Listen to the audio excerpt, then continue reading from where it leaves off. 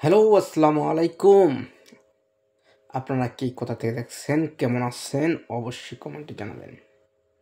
তার ছোট্ট একটা রিকোয়েস্ট, আপনারা যারা এখনও আমার চ্যানেলটাকে সাবস্ক্রাইব করেন নাই, একটু কষ্ট করেন, সাবস্ক্রাইব করেন। সাবস্ক্রাইব করতে কোনো টাকা পয়সা কোনো কিছুই লাগে না।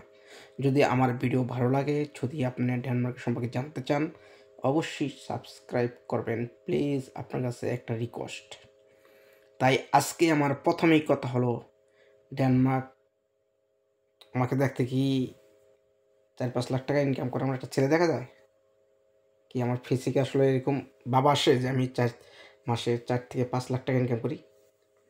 বন্ধুরা, আপনারা সবাই কমেন্ট করবেন। আসলে কি আমাকে দেখতে কি মাসে 4 লাখ, 3 লাখ, 5 লাখ টাকার ইনকাম করে একটা ছেলে দেখা যায়? বোঝা যায় যে আমি মাসে 4-5 লাখ টাকা ইনকাম করি? আপনারা অবশ্যই কমেন্টে জানাবেন। হ্যাঁ ভাই, অবশ্যই আপনার দোয়া ইনশাল্লাহ এর থেকে বেশি ইনকাম করি। কিন্তু এখানে একটি কথা আছে। কথাটা হলো, যারা ডেনমার্কে থাকেন, ডেনমার্ক সম্পর্কে কিছু জানেন, তারা অবশ্যই বুঝবেন। সেই কথাটা হলো, ডেনমার্কে 38% গভর্নমেন্ট ট্যাক্স দিতে হয়। আপনারা জানেন কি জানেন না, তাই আজকে আমি এই কথাটা বললাম। 38% গভর্নমেন্টে ট্যাক্স দিতে হয়। 8% ট্যাক্স দিতে হয় কোম্পানিকে।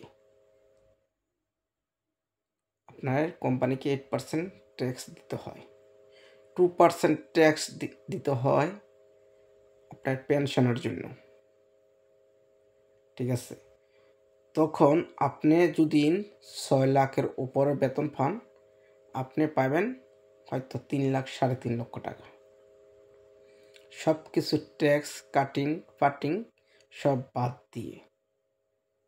তখন ভাই আপনি তখন এখন মূল কথা হলো, আপনি যে এই যে ট্যাক্সগুলো দিলেন, ট্যাক্সগুলো কিসের জন্য? এই যে 38% ট্যাক্স গভর্নমেন্ট নিল, কিসের জন্য? হ্যাঁ, সেটি আপনার জানার প্রয়োজন।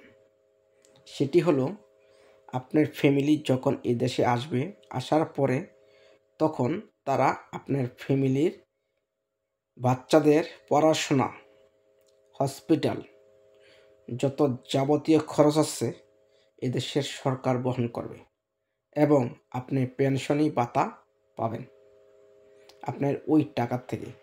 এখন আপনি বলতেছেন আপনি 6 লক্ষ টাকা পাইতেছেন, 3 লক্ষ টাকা নিয়ে যেতেছে সরকার, কিন্তু সেই 3 লক্ষ টাকার আপনার ফ্যাসিলিটি, সুযোগ সুবিধা আপনার ফ্যামিলির থাকলে অবশ্যই পাবেন। তাই আপনার ফ্যামিলি এখানে নেওয়াটা গুরুত্বপূর্ণ।